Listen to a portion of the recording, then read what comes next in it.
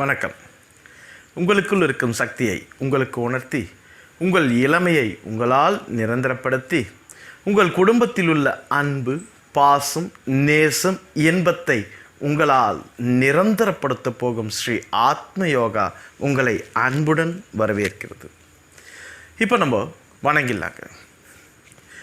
என்னை பெற்ற தாய் தந்தையை வணங்குகிறேன், பித்ருக்களை வணங்குகிறேன், என் உடலை நான் வணங்குகிறேன், பஞ்சபூதங்களாகிய இறைவனை வணங்குகிறேன்.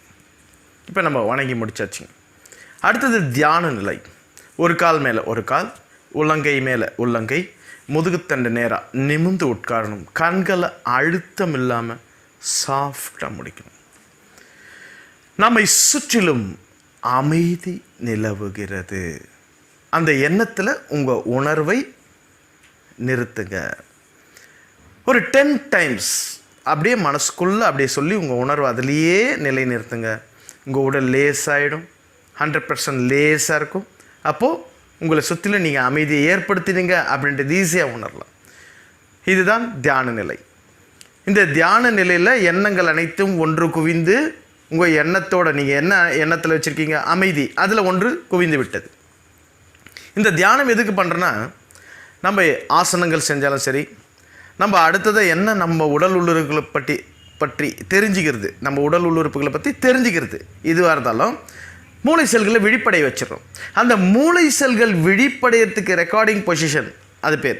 அந்த ரெக்கார்டிங் பொசிஷன் வர்றதுக்கு நம்ம எண்ணத்திற்கு ஒரு உணவாகிய அமைதியை கொடுத்தா தான் பலமாகும். அப்போ தான் அது ரெக்கார்டிங் பொசிஷன் வரும் பிரெயின். அதனால தான் தியானம் பண்ணுறோம். இன்றைக்கி நம்ம நரம்புகள் நலிவடைய காரணம், அதாவது நரம்புகள் பலவீனமடைய காரணம், அதை பற்றி நம்ம தெரிஞ்சுக்கணுங்க. ஏன்னா நரம்புகளால் தான் நம்ம நிற்கிறோம், உக்காடுறோம், நம்ம எந்த பேச்சு பேசுகிறோம் பாருங்கள், அது எல்லாருக்கும் புரியுறது அந்த நரம்புகள் பலமாக இருந்தால் தான். நரம்புகள் பலவீனமாக இருந்தால் நிற்க முடியாது, நல்ல ஷிவரிங் பயங்கரமாக இருக்கும். பலவீனமாக இருந்தால் உட்கார முடியாது, சீக்கிரத்தில் உட்கார முடியாது, சீக்கிரத்தில் எழுந்துக்க முடியாது. ஒரு வேலை எதுனா செய்யணுன்னா ஒரு 5 நிமிஷம் வேலை தான் இருக்குங்க, அதை அரை மணி நேரம் நம்ம செய்வோம். நரம்பு பலவீனமாக இருந்தால். அது பலவீனமாகறதுக்கு காரணம் அப்படின்னு பார்த்தீங்கன்னா, எல்லாருக்குமே ஒரு குறிப்பிட்ட ஏஜ் வரைக்கும் பலவீனமாகுது. எல்லா வயசானவங்களுக்கு தான் அதிகமாக 100%, 90% வயசானவங்களுக்கு தான் இந்த பலவீனம். 100%, 90%. ஏன் அது பலவீனம் அடையுது? எப்பவும் போல தாங்க, நம்ம உள்ளுறுப்புகள் பலம் இல்லை, அதாவது நரம்புகளுக்கு தேவையான சக்தி இல்லை. அந்த நரம்புகளுக்கு தேவையான சக்தி எங்கேருந்து கிடைக்குது அது தெரிஞ்சுக்கணுமா இல்லையா? நரம்புகள் நம் உடல் முழுவதும் 72,000 நரம்புகள் இருக்குது. அந்த 72,000 நரம்புகளையும் நம் மூளை இயக்கி கொண்டிருக்கிறது. அதாவது நம்ம மூளை நம்ம உடலை அந்த 72,000 நரம்புகள் மூலமாக, கட்டளையின் மூலமாக நம் உடலை இயக்கி கொண்டிருக்கிறது. அந்த நரம்புகளுக்கு சக்தி எங்கிருந்து கிடைக்கிறது அது தெரிஞ்சால் தானே நம்ம அந்த நரம்புகளை பலப்படுத்த முடியும். அப்போ தானே இளமையாக இருக்க முடியும். இதில் இளமை என்பது நல்லா நீங்கள் தெரிஞ்சுக்கணுங்க. நாம் வாழும் காலம் வரை நம்ம வேலையை நாம் செய்யறது, நம்ம குடும்பத்தில் எல்லாருக்கும் ஒரு உதவியாக இருக்கிறது. அந்த உதவி என்பது எப்படி இருக்க முடியும்? நாம் நம்ம வேலையை செஞ்சால் தான் உதவி செய்ய முடியும். அதுதான் இளமை. அந்த இளமை தான் நம்மளை நிரந்தரப்படுத்த முடியும். அது நம்மக்கிட்ட தான் இருக்குது. அதுதான் உண்மையான இளமையே. அப்போ அந்த இளமையை நிரந்தரப்படுத்தணும்னா நரம்புகளை பலப்படுத்தணும். அப்போ நரம்புகளை பலப்படுத்தணும்னா நரம்புகளுக்கு எங்கேருந்து சக்தி கிடைக்குது அதை யோசிக்கணும்ல. அப்போ அந்த நரம்புகளுக்கு எங்கேருந்து சக்தி கிடைக்குது, நரம்புகளுக்கு தேவையான உணவு எங்கேருந்து கிடைக்குது அப்படின்னு பார்த்தோன்னா, மூலாதாரம். நம்ம உடலில் மூலாதாரம் இருக்குது தெரியுங்களா? அதாவது முதுகுத்தண்டு இருக்குது பாருங்கள், முடிகிற இடம், முதுகுத்தண்டு முடிகிற இடம், 2 இடம் பிரிகிற இடம், அங்கே மூலாதாரம். அந்த மூலாதாரத்தில் உயிர் சக்தி உற்பத்தி ஆகிறது. எல்லா உறுப்புகளிலும் ஒவ்வொரு இன்சுலின் உற்பத்தி ஆகும் பாருங்கள், அதே மாதிரி நம்ம மூலாதாரத்தில் ஒரு இன்சுலின் உற்பத்தி ஆகுது. அது பேர் உயிர் சக்தி. அதுக்கு ஒரு உணவு தேவை, அது பலமாக இருக்கணும்ல. அப்போ அதுக்கு உணவு தேவையில்ல. அந்த உயிர் சக்திக்கு தேவையான உணவு எங்கேருந்து கிடைக்குது அப்படி பார்த்தா, நம்மளோட பிரெயின்லேருந்து முதுகுத்தண்டு மத்தியில் ஒரு நரம்பு போது பாருங்கள், முதுகுத்தண்டில் மத்தியில் ஒரு நரம்பு இருக்கும். அந்த நரம்பு மூலமாக ஆக்சிஜன், காந்தம் பிரெயின்லேருந்து கிடைச்சிருது. அடுத்தது இன்னொரு உணவு இருக்குது. அந்த உணவு எங்கே இருந்துன்னா, நம்ம சாப்பிட்ற சாப்பாடு அது நம்ம உடலுக்கு தேவையான 7 தாதுக்களாக மாற்றி அந்த உயிர் சக்திக்கு தேவையான உயிர் சக்தி தாதுவாக மாறி அந்த இடத்துக்கு போகும். அப்போ இதெல்லாம் அந்த உயிர் சக்திக்கு கிடைச்சாதான் பலமாக இருக்கும். அந்த பலமான உயிர் சக்தி எதுக்கு அப்படின்னு பார்த்தீங்கன்னா நம்ம நரம்புகளை பலப்படுத்தக்கூடியது. அப்போ அந்த நரம்புகளை பலப்படுத்தக்கூடியதுன்னா அப்போ நரம்புகளை போய் சேரணுமே, மூலாதாரத்தில் இருக்கிற உயிர் சக்தி எப்படி போய் சேரும் அப்படின்னு திங்க் பண்ணலாம்ல.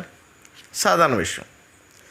நம்ம ஆசனவாய் இருக்கு பாருங்க, நம்ம ஆசனவாயில தான் நம்ம உடல் முழுவதும் உள்ள நரம்புகள் இருக்கு பாருங்க, அந்த நரம்புகளை ஆசனவாயில் இழுத்தா போதும். ஆசனவாய் இழுத்தா போதும். உடல் உள்ள இருக்கிற நம்ம உடலில் இருக்கிற நரம்புகள் அனைத்திலும் உள்ள அந்த நரம்புகளில் இருக்கிற உயிர் சக்தி எல்லாமே அந்த இடத்துக்கு வந்து நின்றுடும். அது நம்மால் மட்டும்தான் முடியும்.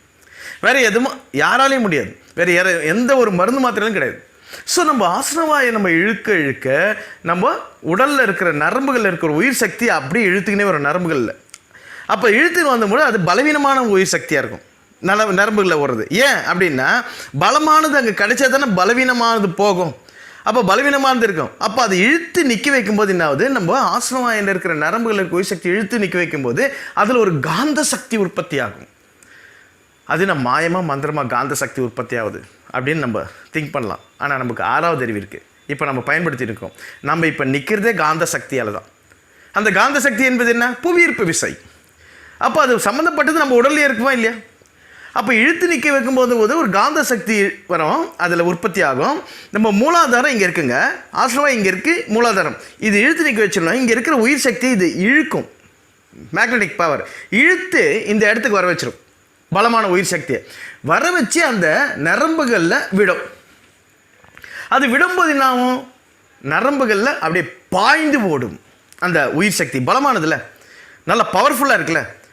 எப்படி பவர்ஃபுல்லாக இருந்தது, நம்ம உள்ளுறுப்புகள் வலிமையினால், அடுத்து நம்ம சுவாசிக்கக்கூடிய காந்தத்தின் ஆக்சிஜனால் அது பலமாக இருக்குது. அது ஓடும்போது நரம்புகள் இருக்கிற தடைகள் நீக்கப்பட்டு அந்த நரம்புகள் எல்லாம் புடைத்தெறிந்து நிற்கும்.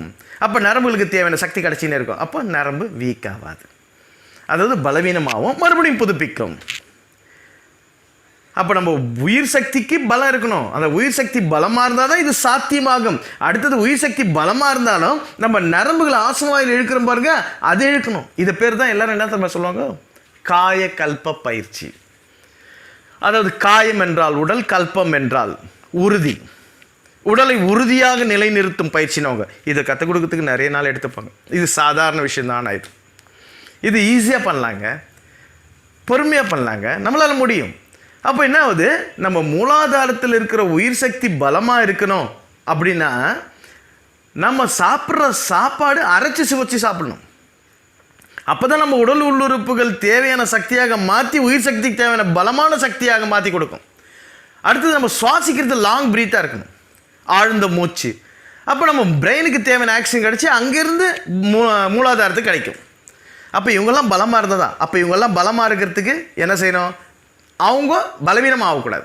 யார், நம்ம உள்ளுறுப்புகள் பலவீனமாகக்கூடாது, பிரெயின் பலவீனமாகக்கூடாது, நம்ம ப்ரீத் பண்ணுற நம்ம சக்தி இருக்கு பாருங்க அது பலவீனமாகக்கூடாது. அப்போ ப்ரீத் பண்ணுறதுக்கு சக்தி வேணும்னா என்ன ஆகணும், பலம் இருக்கணும். அந்த பலம் எங்கேருந்து கிடைக்குது, அரைத்து சுவைத்து உண்ணும் உணவு, ஆழ்ந்து சுவாசிக்கும் மூச்சு. இந்த அரைத்து சுவைத்து உண்ணும் உணவிற்கும் ஆழ்ந்து சுவாசிக்கும் மூச்சிற்கும் ஒரு பலம் தேவை. அந்த பலம் எங்கேருந்து கிடைக்குது, உள்ளுறுப்புகளின் பலம். அப்போ உள்ளுறுப்புகளின் பலம் எங்கேருந்து கிடைக்குது, அரைத்து சுவைத்து உண்ணும் உணவிலிருந்து, ஆழ்ந்து சுவாசிக்கும் மூச்சிலிருந்து, உள்ளுறுப்புகளில் சுரக்கக்கூடிய திரவத்திலிருந்து 3 கலந்து அந்த உள்ளுறுப்புகளுக்கு தேவையான சக்தியாக மாற்றக்கூடிய சக்தி நம்ம உடல் உள்ளுறுப்புகள் இருக்குது. அப்போது 7 தாதுக்களாக மாறுற சக்தி இருந்தால் தான் நம்ம உடல் உள்ளுறுப்புகள் பலமாக இருக்கும். அந்த உள்ளுறுப்புகள் பலத்தால் தான் நாம் சுவாசிக்கவே முடியும், அரைச்சி சுவைச்சி சாப்பிடவே முடியும், நம்ம உடல் உள்ளுறுப்புகள் மறுபடியும் புதுப்பிக்க முடியும். அப்போ நரம்புகளும் மறுபடியும் புதுப்பிக்கும். அப்போ நரம்புகள் தொய்வடைய காரணம், பழுதடைய காரணம் வயதால் அல்ல, நரம்புகளுக்கு தேவைகள் கிடைக்காததால். நரம்புகளின் தேவைகள் எங்கிருந்து கிடைக்குதுன்னா நம்ம ஆசனவாயிலிருந்து இழுத்து விடுறோம் பாருங்க, அதுதான், அது நாம தான் கொடுக்கணும். நரம்புகள் ஏன் அப்சர்வ் பண்ண முடியல, அதுவே எடுத்துக்கலாமேன்னு பார்க்கலாம். அங்கே தான் தடை இருக்கு, நரம்புகளில் முழுவதிலும் தடை இருக்கு. அந்த தடைகளை எடுக்கிறதுக்கு ஆசனவாய் மூலமாக நம்ம இழுத்து விடும்போது அந்த தடைகள் நீங்குது. அடுத்தது அதை அப்சர்வ் பண்ணிக்க அந்த சக்தி வந்துடும்.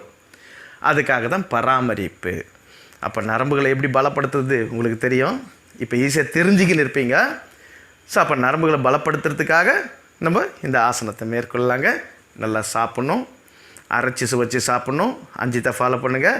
அரைச்சி சுவைச்சு சாப்பிட்ணும். ஆழ்ந்த சுவாசம், தினசரி ஆசனம், தியானம், நடைப்பயிற்சி, இந்த அஞ்சித்தையும் மேற்கொண்டிங்கன்னா நம்ம நரம்புகளும் பலப்படுத்தப்படும் நம்மால்.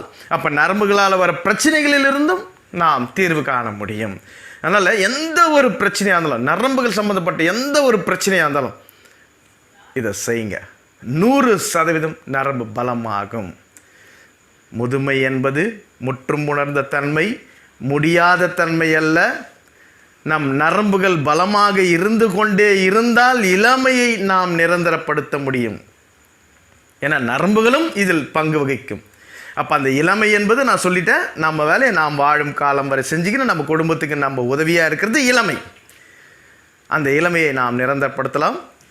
இந்த அஞ்சித்தை நீங்கள் ஃபாலோ பண்ணுங்கள். அரைத்து சுவைத்து உண்ணும் உணவு, ஆழ்ந்த சுவாசம், தினசரி ஆசனம், தியானம், நடைப்பயிற்சியை ஃபாலோ பண்ணி நீங்கள் நீண்டாரோட உங்கள் குடும்பத்தோட நிரந்தரமான இளமையோட மகிழ்ச்சியோட அமிர்தத்தை உங்கள் குடும்பத்தில் சுரந்து கொண்டே இருக்கலாம். இது புனிதமான மனித பிறவி. இந்த புனிதமான மனித பிறவியை வீணடிக்க வேண்டாம். ஒர்த்துஃபுல்லாக நம்ம வச்சுருக்கோம். முடியும், நம்மளால் முடியாது எதுவுமே கிடையாதுங்க. உள்ளுறுப்புகள் பலமாக இருந்தால் சாத்தியமாகும். நீங்கள் உங்கள் உடலை கொஞ்சம் பராமரிங்க, அதுக்காக நேரத்தை கொடுங்க. 100% உங்களுக்கு நிரந்தரமான இளமை கிடைக்கும். வயதால் அல்ல.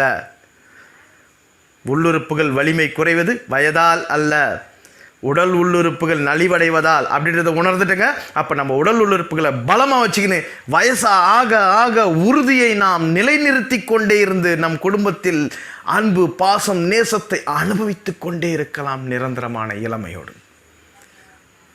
நன்றி, வணக்கம். அடுத்த வகுப்பில் நம்ம பார்க்கலாங்க.